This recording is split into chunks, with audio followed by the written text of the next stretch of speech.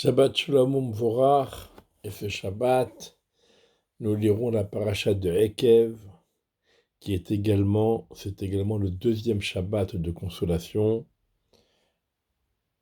Et dans la paracha, nous lirons que les bénis Israël refusent de se consoler. Va Tomer Tzion, Azavani Hashem, Vashem Shechechani. Dieu m'a abandonné. Comme ça, c'est ce que ressent le peuple d'Israël.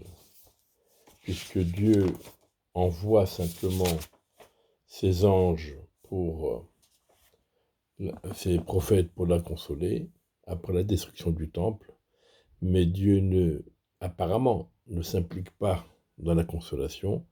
Alors le peuple d'Israël dit, donc Dieu nous abandonne. Alors on va parler un peu de cette paracha de Ekev qui est extraordinaire. Le premier passouk est exceptionnel. Vaya Ekev tishmeun et hamishpatim ha'ele ushmartem vasitem otam veshamar Hashem Elokecha lecha et haberit vet hachesed asher nishpa la'avotecha. Et ce sera en contrepartie du fait que vous écouterez ces jugements et que vous les observerez et que vous les accomplirez. Alors en contrepartie de cela,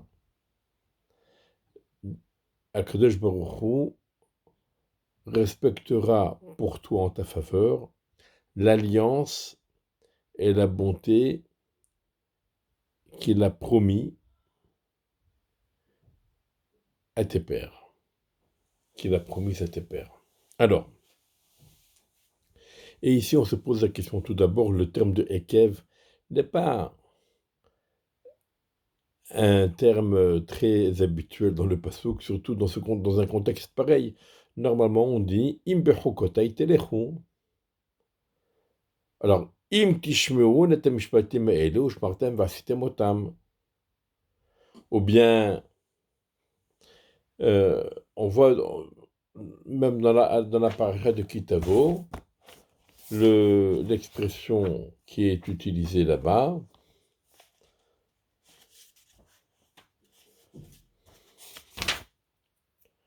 alors,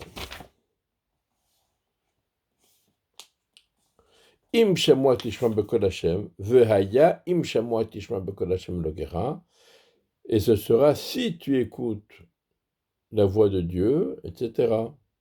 Alors pourquoi ici on rajoute le mot Ekev? Vehaya Ekev tishmeun. Et donc Rashi, tout de suite, il nous donne la réponse. Ekev mitzvot sh'adam dashba kevav. Si vous écoutez, vous acceptez et vous accomplissez ces mitzvot que les personnes en général ont tendance à piétiner avec leurs talons, parce que elles sont, dirons-nous, elles sont méprisées, on ne leur accorde aucune importance, mais en contrepartie du fait que vous accomplirez même ces mitzvot-là, alors Dieu gardera pour vous l'alliance. Et on parle d'alliance. Dans les autres endroits, il n'est pas question d'alliance. Si vous écoutez, vous faites les mitzvot, et vous étudiez la Torah, etc., Dieu vous donnera ceci et cela, etc. Mais ici, on nous dit, si vous écoutez, vous acceptez, vous accomplissez, vous vous appliquez à accomplir ces petites mitzvot qu'on a tendance à piétiner par mépris, alors Dieu gardera l'alliance. Et il t'aimera, il te bénira, il te fructifiera, etc., etc. Alors, d'abord, pourquoi cela dépend de ces mitzvot que l'on a tendance à piétiner? Et deuxièmement, pourquoi il est question ici, on met en avant ici, le bérit, l'alliance. Alors, pour bien comprendre cela, nous dit le Rav Aaron Levi, il faut bien comprendre le sens du mot bérit. une alliance. C'est quoi une alliance? Alors pour bien comprendre le mot alliance, on va le comparer avec quelque chose qui ressemble. C'est une association, une shoot à foot, une association. Deux personnes s'associent ou bien deux personnes vont s'allier. En général, dans un mariage, on parle de Brit Anisuim, l'alliance du mariage. Et dans le business, on parle d'association. Quelle est la différence? Tout simplement, dans le business, chacun voit son intérêt.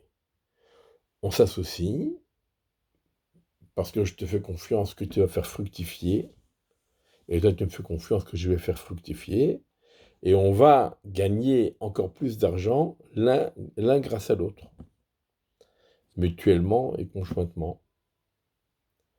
Ça, c'est une association. Le jour où il y en a un qui travaille dur et l'autre qui est fainéant, et donc le fainéant va profiter du travail, du sérieux, mais le sérieux, lui, il perd son temps avec le fainéant, il ne gagne plus rien, eh bien, dans ce cas-là, l'association est interrompue.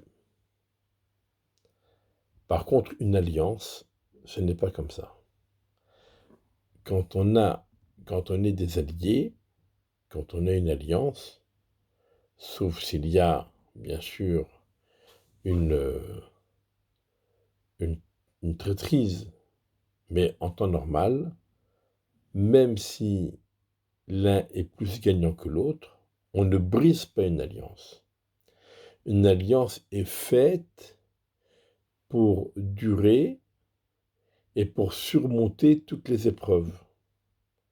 Et les alliés ne se séparent pas sous prétexte qu'ils ne profitent plus l'un de l'autre.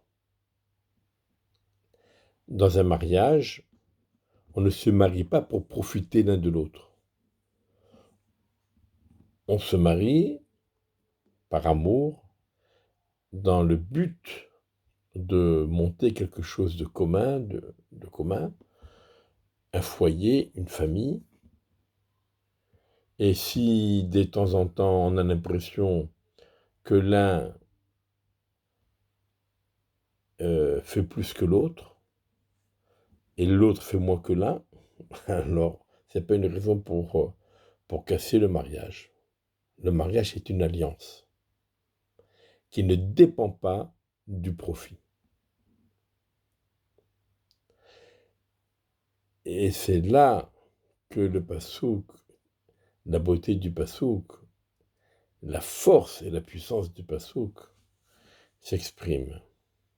Si on accomplit les mitzvot qu'on a tendance à piétiner, les petites mitzvot, il y a des grandes mitzvot où on sait qu'on va gagner beaucoup. On sait que celui qui étudie la Torah, chaque mot d'étude de la Torah, ça vaut comme les 613 mitzvot. Le Talmud, Torah, Keneged Kulam.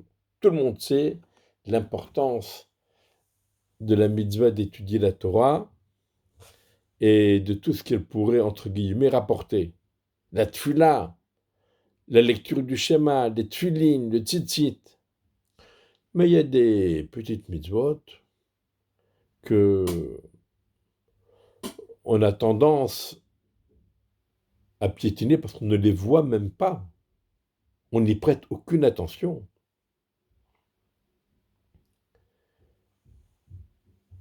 Alors, quand on fait les grandes mitzvot, où on a une récompense garantie, alors évidemment, on pourrait se dire, bon, c'est par intérêt.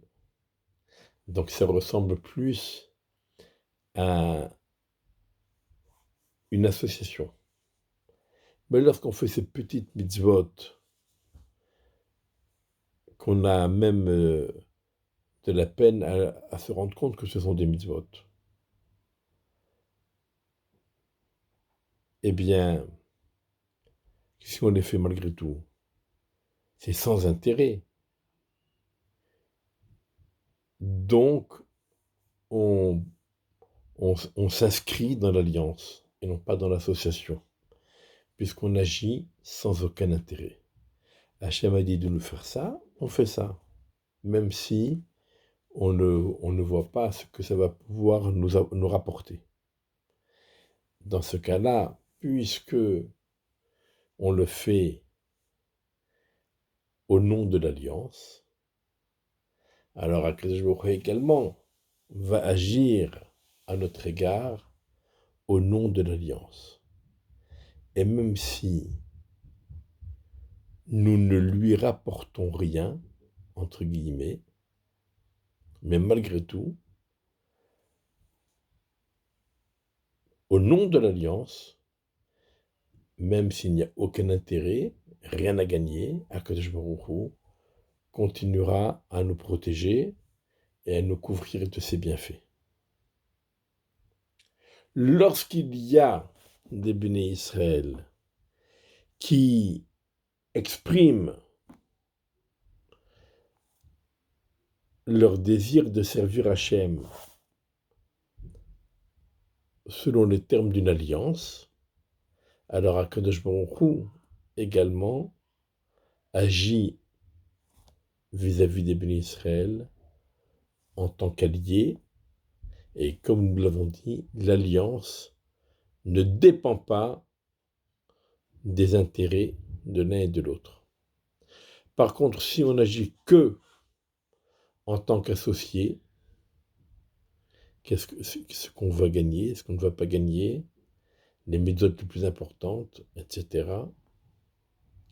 Alors Akadosh Baruch Hu pourrait être amené à nous dire, vous vous comportez avec moi comme des associés, je me comporterai avec vous comme un associé. Si vous méritez, je vous donne, vous ne méritez pas, je ne vous donne pas.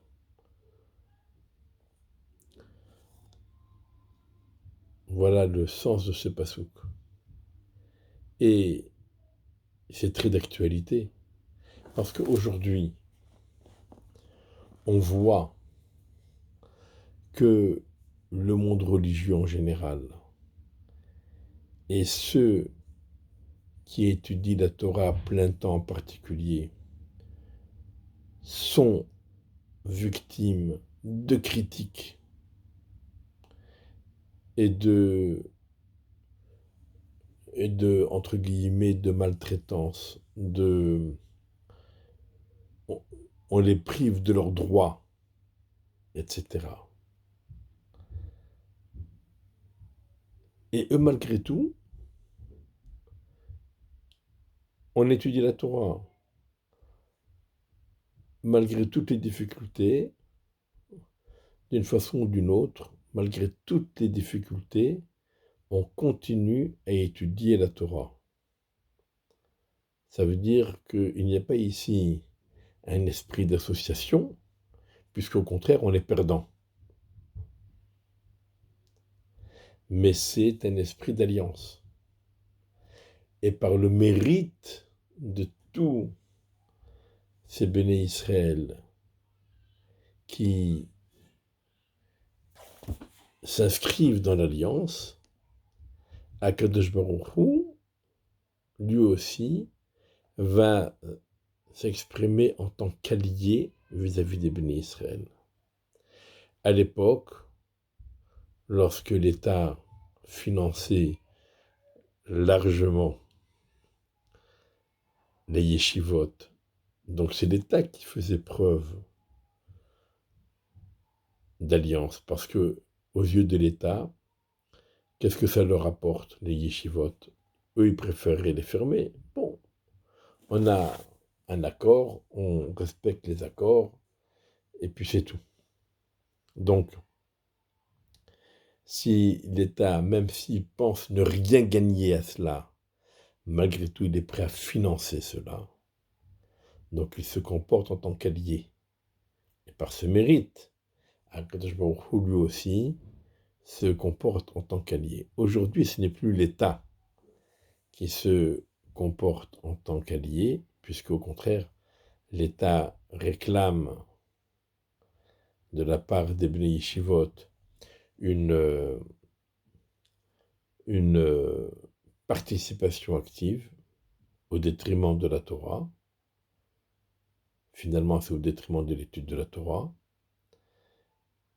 Et les Bnei Yeshiva ils disent non, même si on est perdant financièrement, même si on est perdant socialement, politiquement, etc., on veut continuer à étudier la Torah. On est prêt à tout perdre, mais on veut continuer à étudier la Torah. Donc là, c'est les Bnei Yeshivot qui s'inscrivent dans l'esprit de l'Alliance, et c'est grâce à eux, Bezrat Hashem, qu'Akadosh Baruch Hu va se montrer favorable à tous les bénis Israël en tant qu'alliés, grâce aux Bnei Yeshivot. Voilà quelle est